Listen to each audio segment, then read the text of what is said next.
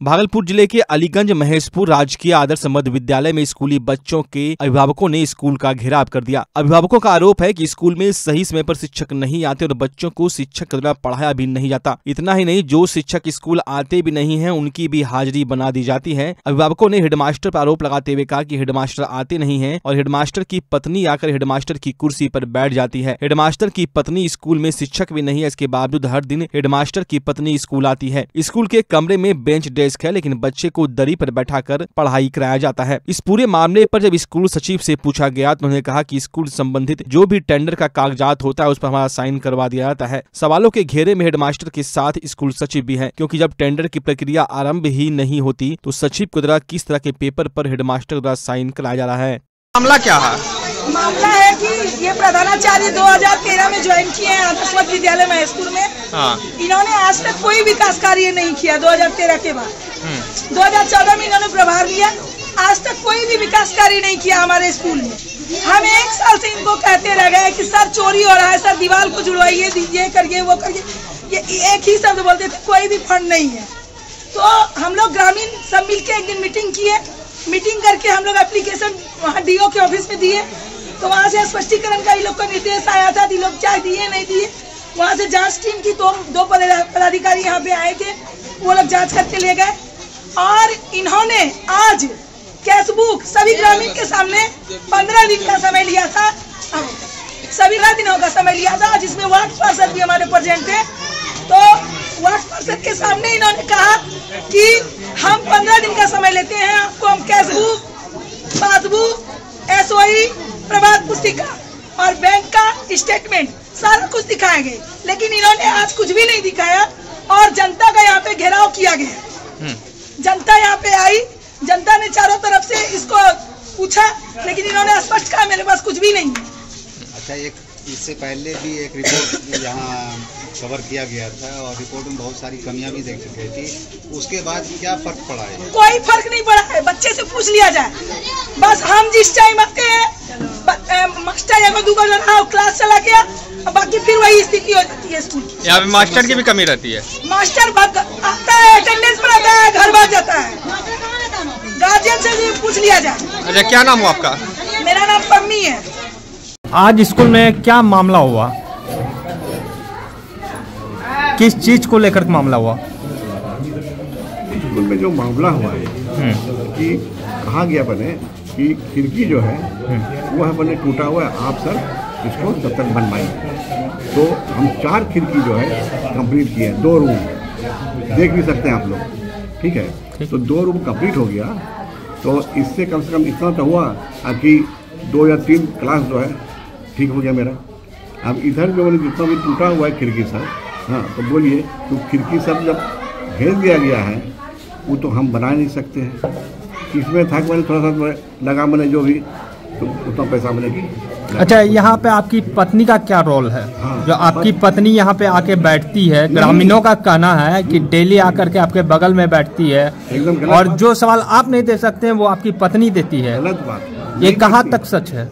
औसत की है ये, गलत है। पत्नी भी आपकी मौजूद है?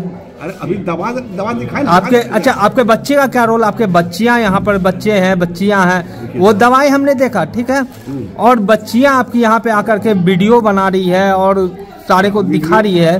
क्या आप लोग का कुछ नहीं बना रही है? नहीं, हम लोगों का नहीं, हम लोग का बना करके भी क्या करेगी? आप लोग का क्या और क्या मतलब है आपकी पत्नी, आपके बच्चे यहाँ करके रहते हैं? नहीं रहते हैं। आज कैसे है? 2-3 दिन से आप खुद बोलेंगे 2-3 दिन से। मेरी वाइफ दवा देने वाले आई है। अच्छा, दवाई दे करके चली जाती, वो तो आधे घंटे की काम है। लेकिन स्कूल कितने बजे खुलती है? स्कूल जो है ना है मैंने 9:30 बजे से, लेकिन हम 9 बजे आ जाते हैं पर डे। और जिस समय 9 बजे रहता था 8:30 में आ जाते थे। बच्चा सब यहाँ रहता था तो मैंने कि कुछ खेलता होता था, क्रम मोड से मैंने कि थोड़ा देर बनेगी।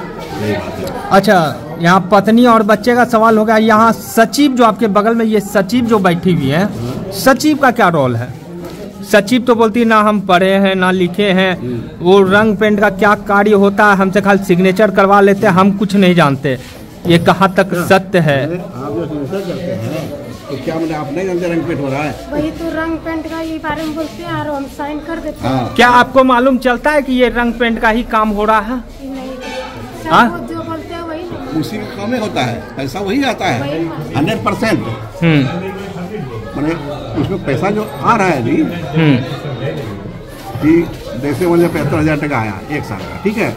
उसमें देखिए क्या होता है कि उसमें मैंने जो है पैसा मैंने जो काम करता है हम नहीं, विभाग के द्वारा जो है हाँ डिपूट होता है, मतलब विभाग से वो मैंने लेता है। ये सचिव ना पढ़ी है ना लिखी है, आप इनको सचिव बना दिए, किस ओहदे से बना दिए सचिव इनको? हम तो नहीं बनाए हैं। तो बताएं तो प्रिंसिपल साहब बनाए हैं सचिव। हम थे, पूछिए कहाँ तक सत्य है? ग्रामीण था और आदमी सर जो सचिव बना है। भागलपुर के कैंप जेल के अधीक्षक राजीव कुमार झा पर लगे गंभीर आरोपों की जांच के लिए जिलाधिकारी के निर्देश पर एसडीओ और सिटी डीएसपी कैंप जेल पहुंचे। उन्होंने घंटों अंदर में उपाधीक्षक समेत अन्य कर्मियों से पूछताछ की। अधीक्षक पर लग रहे वित्तीय अनियमितता, अपराधियों से साठगांठ, कर्मचारियों को भद्दी भद्दी गालियां देने के आरोप की जाँच की। इधर कैंप जेल में कुख्यात मुकेश पाठक से मिले होने का आरोप लगा है। सीसीटीवी में मुकेश पाठक से जेल अधीक्षक की खास मुलाकात का फुटेज भी सामने आया है। फुटेज की भी जाँच एसडीओ ने की है। आपको बता दें, जेल से उपाधीक्षक कछपाल समेत 36 कर्मियों ने अधीक्षक राजीव झा पर गंभीर आरोप लगाए थे। अब देखने वाली बात होगी कि जेल के अधीक्षक पर लगे आरोपों की किस तरह से जांच होती है और क्या कुछ कार्रवाई बिहार सरकार व वरीय अधिकारी करते हैं। इस पूरे मामले को लेकर जिलाधिकारी ने कहा कि यह गंभीर मामला है और इस पूरे मामले की जाँच बड़ी बारीकी से की जा रही है। हमारे अधिकारी जरूर हम जेल में गए थे, हम लोगों ने जाँच किया है और जो रिपोर्ट है हम लोग विभाग को भेजेंगे और तदनुसार अग्रतर कार्रवाई की जाएगी। जन कल्याणकारी योजनाओं को धरातल पर उतारने के लिए भागलपुर की समीक्षा भवन में जिलाधिकारी डॉक्टर नवल किशोर चौधरी की अध्यक्षता में अधिकारियों के साथ समीक्षात्मक बैठक आयोजित की गई। इस बैठक में जिलाधिकारी ने अधिकारियों को कई तरह के दिशा निर्देश भी दिए। इसको लेकर जिलाधिकारी डॉक्टर नवल किशोर चौधरी ने कहा कि बाढ़ के समय जन कल्याणकारी योजना का काम पेंडिंग में था, अब उस तरह काम में तेजी लाई जाए। साथ ही जिलाधिकारी ने कहा कि जन कल्याणकारी योजना को लेकर आज अधिकारियों को टास्क भी दिया गया है, किस तरह से योजनाओं को जल्द से जल्द धरातल पर लाना है। आप देख रहे हैं कि अभी बाढ़ अवधि के बाद अभी हमारा फ्री पीरियड है, जिसमें कि कार्य को काफ़ी तेज़ गति से कराया जाना है। तो इसी क्रम में सभी योजनाओं की समीक्षा हम लोग कर रहे थे और उन योजनाओं को ज़मीन पे कैसे हम बेहतर तरीके से उतार सकें एवं अपने एक एक पदाधिकारी को हम कैसे टास्क दें ताकि उनसे बेहतर काम करा सकें और जन कल्याण की योजनाओं को ज़मीन पे बेहतर तरीके से लागू कर सकें। इसी से संबंध में समीक्षात्मक बैठक थी। नीतीश कुमार महिला संवाद यात्रा पर बिहार दौरे पर निकल रहे हैं। इसको लेकर लगातार विपक्ष की तरफ से बयानबाजी तेज हो गई है। पिछले दिनों राजद सुप्रीमो लालू प्रसाद यादव ने भी इस यात्रा पर कटाक्ष करते हुए बयान दे डाला था। वहीं भागलपुर आम आदमी पार्टी के जिला प्रभारी डॉक्टर सत्येंद्र ने कहा कि नीतीश की यात्रा अंतिम यात्रा है। जब बिहार की महिलाएं अपने हक की लड़ाई के लिए प्रदर्शन करती है तो बिहार की पुलिस महिलाओं के ऊपर लाठी चार्ज कर देती है। इसके बावजूद नीतीश जी महिला सम्मान के लिए संवाद यात्रा निकाल रहे हैं। इस यात्रा का कोई औचित्य ही नहीं है। महिला संवाद यात्रा नीतीश जी की चुनावी रणनीति का एक हिस्सा है, वो इसी कड़ी में देखा जा सकता है और नीतीश जी को इसकी जरूरत अभी नहीं है, क्योंकि महिलाओं की सुरक्षा, महिलाओं के स्वास्थ्य की चिंता करनी चाहिए, ना कि अपनी चुनाव की तैयारी करनी चाहिए। ये एक चुनावी लॉलीपॉप है और चुनावी तैयारी का एक रास्ता है। इसको अंतिम यात्रा ही नीतीश कुमार की समझनी चाहिए। बिहार की महिला सुरक्षित महसूस नहीं करती है, इसके कारण वो अपने देश के प्रगति में अपना योगदान पूरी तरह नहीं दे पाती हैं। ये सोचनीय विषय है। महिला की सुरक्षा और सम्मान दोनों की जरूरत है। ये उस पे लाठीचार्ज करना निंदनीय है, मैं इसकी घोर निंदा करता हूं और महिलाएं देश की प्रगति में पूरी तरह योगदान दें, इसके लिए उनकी सुरक्षा पुख्ता करना बहुत जरूरी है। ये यात्रा हमें तो लगता है कि नीतीश जी की अंतिम यात्रा होगी, उनकी विदाई का समय आ गया है।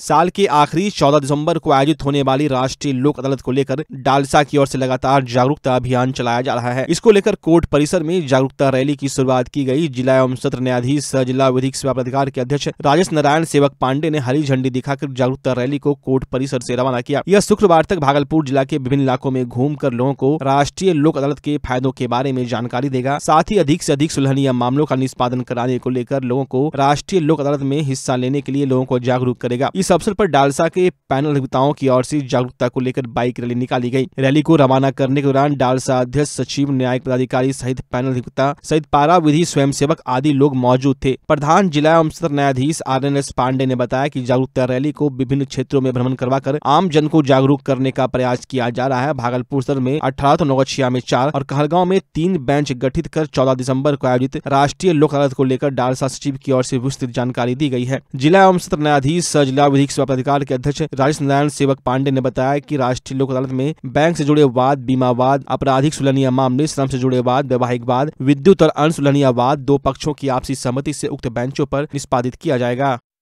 विशेष प्रयास ये है कि इस जिले के सुदूर गांव तक ये लोगों को बताया जाए कि लोक अदालत में ज्यादा से ज्यादा संख्या में लोग उपस्थित होकर के अपने मामले को निपटाएं और इस अंतिम राष्ट्रीय लोक अदालत को सफल बनाएं। विशेष रूप से ये प्रयास हो रहा है कि अधिकतम वादों का, अभी जितनी पिछली 3 लोक अदालतें हुई उससे भी अधिक से अधिक हम कोर्ट के केसेज को, प्री लिटिगेशन के केसेज को हम लोग निपटाएं, जिससे ज्यादा से ज्यादा वादकारियों को इसका लाभ, जनता को इसका लाभ। ये लोक अदालत 14 दिसंबर 2024 को 10:30 बजे इस व्यवहार न्यायालय परिसर भागलपुर में होगी, नौगछिया में भी व्यवहार न्यायालय परिसर में होगी और कहलगांव में भी। जिले में कितने बेंच लगाए गए? जिले में अभी टेंटेटिव हम लोगों ने कुल 25 बेंच बनाया है, 18 भागलपुर के लिए और 4 नौगछिया और 3 कहलगांव। इसमें आपराधिक, इसमें 2 तरह के मामले निपटाए जाएंगे। एक वैसे मामले जो न्यायालय में लंबित नहीं है, जैसे बैंक के केसेज हैं, कुछ इनके बिजली और पानी से संबंधित है, कुछ अन्य जो भी मामले ऐसे हैं जो अभी जिनके संबंध में अभी बात दायर नहीं हुआ है। दूसरा है जो मामले न्यायालय में लंबित, तो पोस्ट लिटिगेशन केसेज, दोनों तरह के मामले, उसमें भी सिविल, क्रिमिनल, तो छोटे छोटे मामले क्रिमिनल साइड में क्रिमिनल कंपाउंडेबल केसेज, उसकी लिस्ट हम लोगों ने तैयार की है। करीब 8250 केसेज क्रिमिनल कंपाउंडेबल केसेज में हम लोगों ने नोटिस इशू किया। उसी तरह से प्री लिटिगेशन में करीब 29,000 मामलों में हम लोगों ने नोटिस इशू किया है। तो सब तरह से सभी जो इसके स्टेक होल्डर्स हैं, जितने भी पदाधिकारी गण हैं सरकारी विभागों में, उन सभी लोगों से मेरा आग्रह है कि समय से सब लोग आएं। यहाँ की जनता से मेरा आग्रह है कि सब लोग समय से यहाँ आएं और पूरे दिन ये कार्यक्रम यहाँ नेशनल लोक अदालत का चलेगा। इसका ज्यादा से ज्यादा लोग लाभ। ठीक है, धन्यवाद। TMBU प्रशासन द्वारा निर्देश जारी कर सभी महाविद्यालय तथा स्नातकोत्तर विभागों में एक राष्ट्र एक चुनाव पर परिचर्चा आयोजित कराए जाने के विरोध में छात्र राजद ने विश्वविद्यालय अध्यक्ष लालू यादव के नेतृत्व में विश्वविद्यालय प्रशासनिक भवन के सामने TMBU कुलपति प्रोफेसर जवाहरलाल का पुतला दहन किया। मौके पर छात्र राजद के नेता लालू यादव ने कहा कि कुलपति भाजपा के एजेंट के रूप में काम करते हुए विश्वविद्यालय में भाजपा की राजनीतिक एजेंडे पर कार्य कर रहे हैं। इस प्रकार शैक्षणिक संस्थान का राजनीतिकरण किया जाना अत्यंत दुर्भाग्यपूर्ण व निंदनीय है। कुलपति भाजपा एजेंट के रूप में कार्य करना बंद करें, अन्यथा छात्र राजद द्वारा विश्वविद्यालय प्रशासन के खिलाफ उग्र आंदोलन किया जाएगा।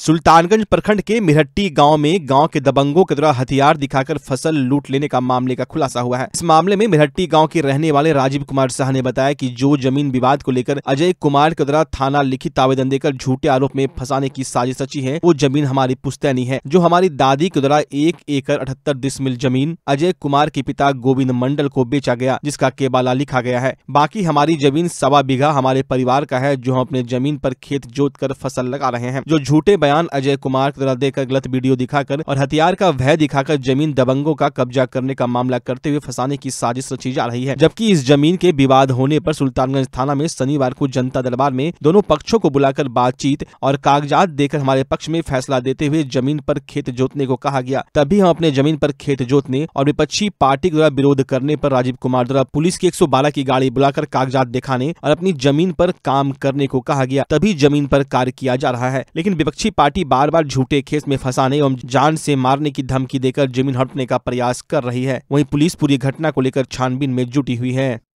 थाना में दिए हैं, थानों में आवेदन दिए हैं। मेरा जमीन को जो तबाद करा शेषर के बाद जो बचा मेरा जमीन जो हड़पना चाहता है उसके लिए मैं आवेदन दिया हूँ और झूठे आरोप में फंसा रहा है, झूठा आरोप में फंसा रहा है। दिया थाना में आवेदन, थानों में दे चुके हैं। अगर आप शादी विवाह और लगन के मौके पर अपनों को जीवन भर का साथ निभाने वाले गिफ्ट देना चाहते हैं तब आपके शहर भागलपुर में खुल चुका है देश की सबसे भरोसेमंद, टिकाऊ और प्रीमियम फर्नीचर गोदरेज इंटीरियो का भव्य स्टोर सागर इंटरप्राइजेज। यहाँ आपको मिलेंगे एक से बढ़कर एक लेटेस्ट डिजाइन में दीवान पलंग, सोफा सेट, पलंग सेट, डाइनिंग रूम सेट सहित ऑफिस के लिए कुर्सी टेबल, कंप्यूटर टेबल सहित हर प्रकार के फर्नीचर। तो इस लगन के सीजन में रिश्तों की शुरुआत करे गोदरेज इंटीरियो की मजबूती और खूबसूरती के साथ। हमारा पता है गोदरेज इंटीरियो सागर इंटरप्राइजेज, जवारीपुर, तिलका मांझी, भागलपुर। ई मोटराइड प्रीमियम ई साइकिल यानी कि धोनी वाली साइकिल। जी हाँ, धोनी के साइकिल में है कमाल के स्मार्ट फीचर जो आपको बनाते हैं स्मार्ट। तो चले आइए ई मोटराइड के exclusive showroom Bhagalpur new cycle store. उत्सव धमाका, हर खरीदारी पर पाइए बम्पर छूट और शानदार गिफ्ट। हर तरह की जीरो कॉस्ट EMI और फाइनेंस भी उपलब्ध है। देव धर्मशाला के बगल में MP द्विवेदी रोड भागलपुर। ई मोटराइड इलेक्ट्रिक बाइक, दिल से आवाज आएगी। अब आपके शहर भागलपुर में पहली बार एक ही छत के नीचे खुल चुका है ड्राई फ्रूट्स, मसाले और कॉस्मेटिक का भव्य शोरूम अरेज अमायरा। अरेज अमायरा में आपको उत्कृष्ट क्वालिटी के ड्राई फ्रूट्स और मसाले उपलब्ध हैं। साथ ही ऐसे मसाले और ड्राई फ्रूट्स जो आपको कहीं नहीं मिलेंगे वो सिर्फ आपको अरेज अमायरा में मिलेंगे। साथ ही कॉस्मेटिक प्रोडक्ट्स की बहुत बड़ी रेंज यहाँ उपलब्ध है। तो दुर्गा पूजा और फेस्टिवल के मौके पर उत्कृष्ट और शुद्ध ड्राई फ्रूट्स और मसाले के साथ ओरिजिनल कॉस्मेटिक के लिए एक बार जरूर पधारे अरेज अमायरा। हमारा पता है अरेज अमायरा, रिलायंस ट्रेंड्स के बगल में, पटल बाबू रोड, आनंद चिकित्सालय रोड, भागलपुर। अगर आप अपने बच्चों की हकलाहट, तुतलाहट या मूक बधिरता को लेकर चिंतित हैं या बढ़ती उम्र के साथ बहरेपन की समस्या से परेशान, तो चिंता छोड़िए, क्योंकि अब भागलपुर में आ गया है इन सब का समाधान। Nirala speech and hearing clinic. Audiology, speech therapy के साथ साथ विश्व स्तरीय best digital hearing aid with rechargeable and bluetooth facility. तो आज ही सुनने की जांच कराएं तथा सुनने की मशीन लगवाएं। निराला स्पीच एंड हियरिंग क्लिनिक। हमारा पता है बड़ी पोस्ट ऑफिस के सामने, मेट्रो मिर्ची रेस्टोरेंट तथा सेंट्रल बैंक वाले रोड में, भागलपुर। मोबाइल 7050193341। हमारी 2 और भी शाखाएं हैं, पूर्णिया में Panchavati complex, Bihar talkies road, line Bazar Purnia, और अररिया में टाउन हॉल के सामने वाले मिर्जा गालिब रोड में, AB मेडिकल के समीप। नमस्कार, मैं डॉक्टर अजय कुमार सिंह, शिशु रोग विशेषज्ञ, बिहार झारखंड में अग्रणी। मेरा स्नेह अस्पताल जो सबसे पहले बिहार झारखंड में कृत्रिम श्वसन मशीन यहाँ आया, ब्लड गैस एनालाइजर आया, और एक नायाब मशीन क्रिटिकल जो देर से रोए बच्चे में इलाज में बहुत सक्सेसफुल है और वह विकलांगता से बचाता है और बचने की संभावना बढ़ती है। वो मशीन जो देर से रोया बच्चा है उसमें 3 डिग्री कम टेम्परेचर पर रखा जाता है और 3 दिन के लिए रखा जाता है, लेकिन वो 6 घंटे के अंदर उसको उसमें रखना पड़ता है। तो आप इसका लाभ उठाएं। और दूसरी बात, जो आयुष्मान योजना है उसके तहत 5 लाख का चिकित्सा आप अपने नवजात के लिए, बच्चों के लिए आप यहाँ उपलब्ध है, उसको ले सकते हैं। ध्यान रहे कि 5 साल के कम के उम्र में के बच्चों को आयुष्मान कार्ड की अलग से ज़रूरत नहीं है। यदि आपके माता पिता का नाम है तो वो इसमें लाभुक हो सकता है और आप इसका लाभ उठा सकते हैं। धन्यवाद।